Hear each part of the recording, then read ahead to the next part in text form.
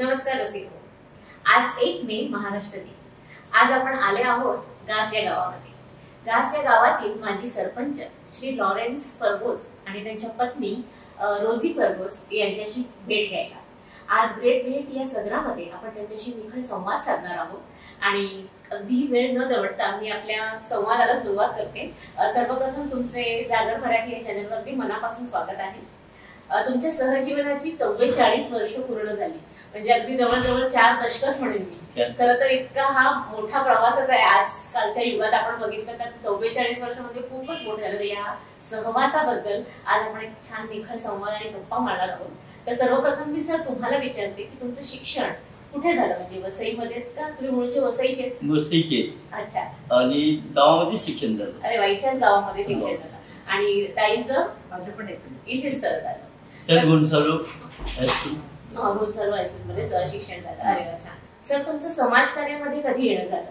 16 वर्षापासून सुरुवात केली. वयाच्या 16व्या वर्षापासून. आम्ही तरुण असताना गावामध्ये एक संकट आलं. अच्छा. ते काही करू नये, पण त्यामध्ये आम्हाला सगळ्यांना उतरावं लागलं. ते कारण झालं की तुम्हाला समाजकार्यामध्ये सगळ्यांना उतरावं लागलं. आणि त्याच्यामध्ये आम्हाला सगळं मग कोर्ट कचेरी ही सगळ्या ठिकाणी फिरावं लागलं. तो एक वेगळा अनुभव आणि याच्या सगळे बघून मला या लोकांनी पंचायत इलेक्शन उभं केलं. अरे वा, ग्रेट ग्रेट. 1978 ला. 78 साली का? म्हणजे वयाच्या 28व्या वर्षी मला सरपंच सदस्य पंचायत सदस्य म्हणून मी झालो. आणि नंतर ते सगळी चळवळी वगैरे बघून मोर्चे वगैरे काढायचे. हे करता करता करता मला पुन्हा 1984 ला पुन्हा निवडून आल्यानंतर माझी टीम आली निवडून जनता दलाची. आणि त्याच्यात मला सरपंच बोलू. गावाचे तुम्ही सरपंच झाला. 16व्या वर्षापासून जो प्रवास सुरू केला होता, एक कारण घडलं की त्या समाजकारणामध्ये यायचं आणि सरपंच पदापर्यंत आला. त्यानंतर सरपंच पद आल्यानंतर 84 ते 1992 पर्यंत मी पद सांभाळलं. जवळ 9.5 वर्षे. अरे वा, ग्रेट. 9.5 वर्ष म्हणजे खरंच ग्रेट आहे. आणि तुम्ही नोकरीही करत होता, व्यवसाय म्हणून शेतीही करत होता. ते पण खूप चांगलं. अच्छा अच्छा. वा. आपल्या इथे स्थानिकाच्यामध्ये जोडधंदा असतो सगळ्यांची शेती. एक मुख्य म्हणजे मेन असा प्रश्न असा आहे की रोजी मॅडम आयुष्यामध्ये कधी आलात तुमच्या? 1978 ला आमची चोरी झाली. अच्छा. मी पंचायत सदस्य असताना. ओके. आणि 80 ला लग्न झालं. 80 साली लग्न झालं. अच्छा. आणि रोजी मॅडम या व्यवसायाचे शिक्षण त्यांचं कुठे झालं मॅडम तुमचं? माझं शिक्षण म्हणजे 1ली ते 7वी सेंट गोंसालो मध्ये झालं. 8वी ते 11वी जुनी 11वी होली क्रॉस हायस्कूल मध्ये निर्मळ इकडे. अच्छा. आणि त्यानंतर मग तुम्ही नोकरी? त्यानंतर मी गोरेगावला मास्को म्हणून तिकडे मी टायपिंग केलं. अच्छा. टायपिंग नंतर मला नोकरी लागली. तुम्ही पूर्ण वेळ राजकारणामध्ये होता, म्हणजे सरपंच झाल्यापासून. त्याच्यानंतर घरी आता लग्न झाल्यानंतर मुलं आहेत, नातवंड आहेत, मग तो घरी तुम्ही जर वेळ कसा देत होता? घरी आई होती माझी. अच्छा. ती सारं लक्ष द्यायची. त्यानंतर सासू पण द्यायची. आणि माझी मेवणी मोठी जी होती ना, ती देखील घरात येऊन काम बघायची. आता लग्न म्हटलं की थोडस अरे तू रे तू मेमे होतं, तर तुमची पण अशी कधी खटके उडायचे का? तसा एखादा छानसा किस्सा आम्हाला सांगा की छान मस्त मॅडम रागावल्यात आणि मग तुम्ही त्यांना छान मनवले वगैरे.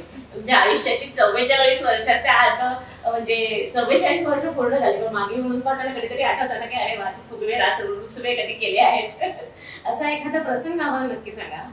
प्रसंग असे येतच गेले ना प्रत्येक वेळेला. बरोबर. छोटे छोटे असे. मॅडमचा स्वभाव कसा आहे? रागीट आहे का आहे? सामावून घेतलं. ते महत्वाचं. बरोबर.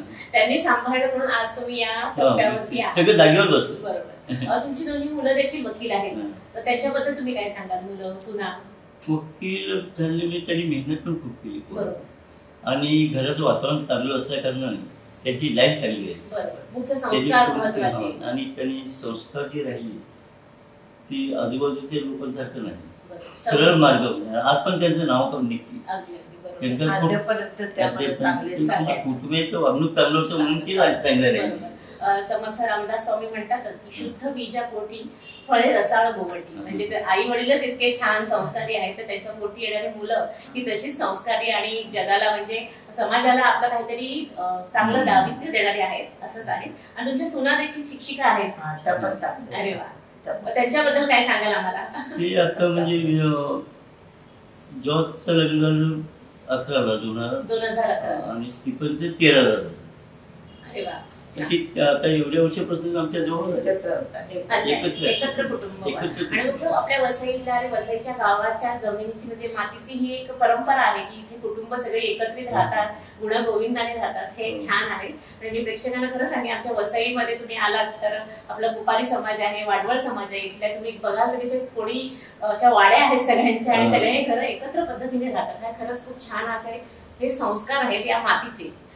तर मी तुम्हाला अजून एक प्रश्न विचारते असा की एकूणच या आयुष्यामध्ये आजवर 44 वर्ष झाली, पण या 44 वर्षामध्ये मागे वळून पाहताना तुम्ही तुमच्या सहजीवनाच्या प्रवासाबद्दल काय सांगाल आम्हाला? कसा गेला? खरं पुष्कळ प्रश्न मला आलेले.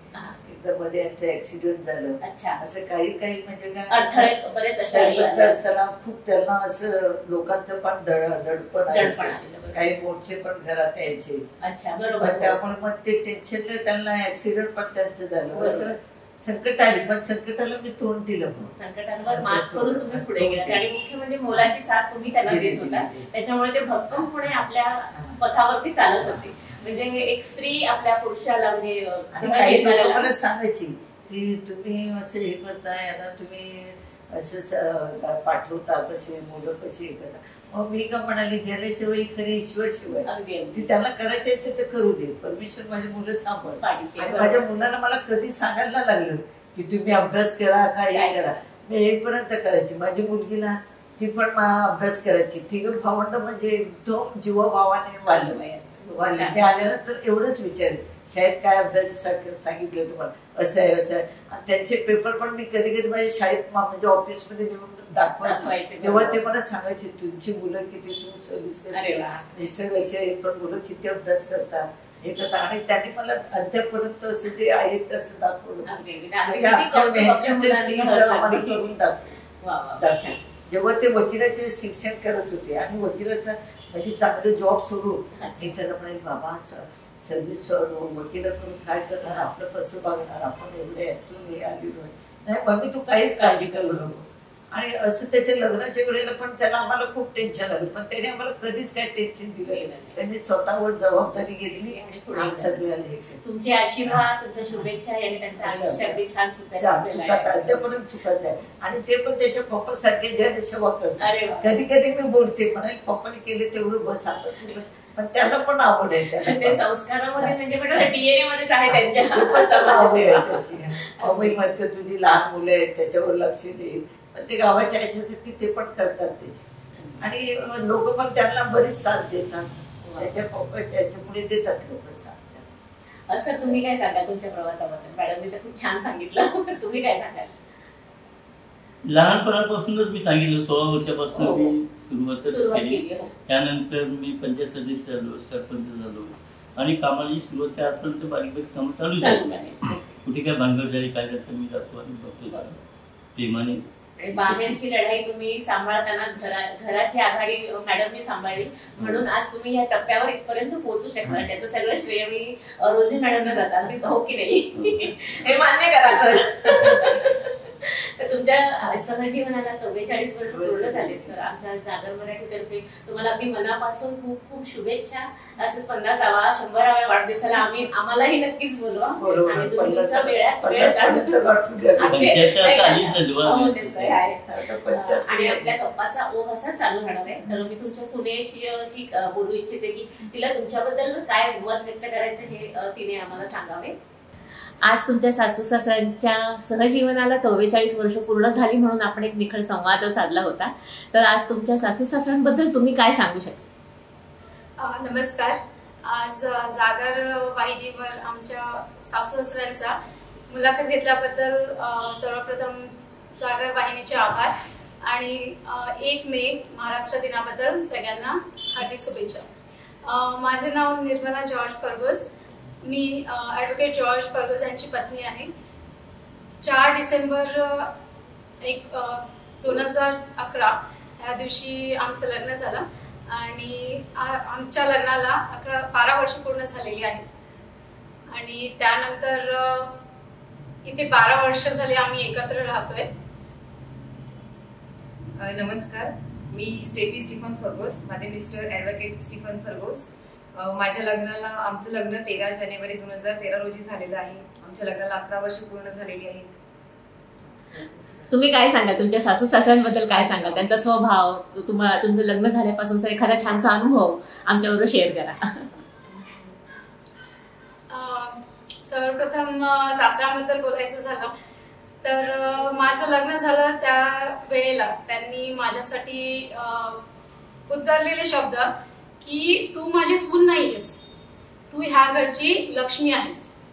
आणि तेव्हापासून मी त्यांची सून नसून मुलगी झाली आहे आणि तेव्हापासून त्यांनी माझ्यावर खूप प्रेम केलं आहे आणि भरपूर मला त्यांच्याकडून भरपूर आदर पण मिळतोय, जेवढा मला नाही वाटत कोणत्या सुनेला सासऱ्यांकडून मिळत असेल. आणि सासूबद्दल म्हणायचं झालं तर सासू माझी आईसारखीच आहे, कारण मला स्वतःला आई नाही आहे. म्हणजे माझं लग्नानंतर माझी सासू माझी आई आजारामुळे ते एक्सपायर झाले. त्यानंतर तेव्हा माझं दोन्ही मुलं खूप छोटी होती आणि त्यानंतर त्यांनी मला आणि माझ्या मुलांना आम्हाला एवढ्या चांगल्या प्रकारे सांभाळलं आहे की त्यांच्याबद्दल बोलावं तेवढं कमीच आहे. मॅडम तुम्ही सांगा. सासू सासऱ्यांबद्दल बोलायचं म्हणजे ते अगदी देव माणसं आहेत. कधीच आमच्या दोघांमध्ये डिफरन्शिएट केलेला नाहीये. आम्हाला अगदी मुलींप्रमाणे प्रेम दिलेलं आहे. मी एकटी होती माझ्या माहेरी, मला भाऊ बहीण असं कोण नाहीये, पण मला ह्या घरी आल्यानंतर कधीच असं कमी जाणवलेलं नाही. माझ्या आई वडिलांनी जेवढं प्रेम केलं तेवढेच प्रेम माझे सासू सासरे आमच्यावर करत आहेत. आणि सासू कधीच म्हणजे आम्हाला असं वाटलंच नाही की ती आमची सासू आहे. आईसारखं प्रेम त्यांनी आम्हाला दिलेलं आहे. आणि सासऱ्यांनी पण म्हणजे एकदम फ्रेंडली आमचं वातावरण असते घरामध्ये. असं टिपिकल असं असते घरामध्ये रागाचं किंवा शांती अशी कधी नसते. आमच्या घरामध्ये नेहमी शांती असते आणि एकदम चांगलं वातावरण असते. तसेच लॉरेन्स सरांचा मुलगा जॉर्ज फर्गोस सर आपलं मत मांडतायत आपल्या आई वडिलांविषयी. मी त्यांना विनंती करते की त्यांनी देखील 2 शब्द आई वडिलांविषयी बोलावे. नमस्कार, मी ॲडव्होकेट जॉर्ज फर्गोस. सर्वप्रथम जागर मराठी चॅनेलच्या सर्व प्रेक्षकांना आजच्या ह्या महाराष्ट्र दिनी मनापासून शुभेच्छा देतो. आज जागर मराठी ह्या चॅनेलची टीम जी आहे ती आमच्या घरी आलेली आहे आणि आमच्या आईवडिलांच्या वैवाहिक जीवनाला 44 वर्ष पूर्ण झाली. त्याबद्दल त्यांची सुंदर अशी मुलाखत घेतली, त्याबद्दल मी मनापासून त्यांचा ऋणी आहे. त्यांचे संपादक संतोष गायकवाडजी हे माझे चांगले मित्र आहेत आणि संवादिका शिल्पा परोळीकर मॅडम यांनी अतिशय चांगला कार्यक्रम आज आमच्या घरी घडवून आणला. त्यामुळे आम्ही खरोखर सद्गतिक झालेलो आहोत, सर्वांना आनंद झालेला आहे आणि त्यांच्या सर्वांचे पुन्हा एकदा मी मनापासून आभार मानतो. माझे आई वडील खऱ्या अर्थानं बघितलं तर माझ्यासाठी देवासारखेच आहेत. त्यांचा शब्द हा माझ्यासाठी प्रमाण असतो. मी सदैव माझ्या पप्पांना डोळ्यासमोर ठेवून, त्यांचा आदर्श माझ्यासमोर ठेवून, त्यांच्या पावलावर पाऊल ठेवून समाजकार्य करतो. आमच्या घरात समाजवादी विचारसरणी आहे. समाजवादी विचारसरणी असल्यामुळे समाजातील प्रत्येक स्तरावरील लोकांमधील विषमतेला आम्ही नेहमी विरोध केलेला आहे. सार्वजनिक जीवनात काम करीत असताना कोणावरही अन्याय होणार नाही, कोणालाही कसल्याही प्रकारचा त्रास होणार नाही, त्यासाठी आम्ही नेहमीच अग्रेसर राहिलेलो आहोत. मी माझ्या आईविषयी एवढंच सांगेन की आमच्या कुटुंबाला स्थिर स्थावर करण्याची भूमिका जी आहे ती माझ्या आईने बजावलेली आहे. तिने अनेक वर्ष आमच्यासाठी नोकरी केली आणि ही नोकरी करीत असताना आम्हा सर्वांना आर्थिक बळ दिलं. त्यामुळे आम्ही सर्वजण, मी माझे भावंड, आम्ही शिक्षण पूर्ण करू शकलो. अनेक वेळा घरामध्ये दुःखद प्रसंग आले, परंतु केवळ आईच्या बळावरती आम्ही त्या दुःखद प्रसंगावर मात करू शकलो. माझे पप्पा सुद्धा आमच्या कुटुंबासाठी अनेक वर्ष धडपड करीत आहेत आणि त्यांची धडपड, त्यांचे सगळे कष्ट आम्ही पाहिलेले आहेत आणि म्हणूनच आम्ही सर्व आमच्या जीवनामध्ये पुढे प्रगती करू शकलो, त्या पदापर्यंत पोहोचू शकलो. त्यामुळे माझे आई वडील हे नेहमीच माझ्यासाठी आदर्श राहतील आणि त्यांचा चांगला किस्सा मी आयुष्यामध्ये नेहमी गिरवत राहील. तर मंडळी, ग्रेट भेट या सदरामध्ये आज आपण ज्या दाम्पत्याला भेटले त्यांच्या आयुष्याच्या 44 वर्षाच्या सहजीवनाबद्दल त्यांच्याशी छान गप्पा मारल्या, त्यांच्या आयुष्याच्या प्रवासाबद्दल त्यांनी आपल्याला सांगितलं. तर त्यासाठी जागर मराठीतर्फे मी तुमचे अगदी मनापासून आभार मानते आणि आपल्या प्रेक्षकांना एक एकत्र कुटुंब पद्धती, सहजीवनाची इतकी वर्ष एकत्र राहून जो हा प्रवास तुम्ही केला त्याचं एक छान असं उदाहरण म्हणून प्रेक्षकांना ही मुलाखत नक्कीच आवडेल. आता तुमचे जागर मराठीतर्फे मी तुमचे अगदी मनापासून आभार मानते.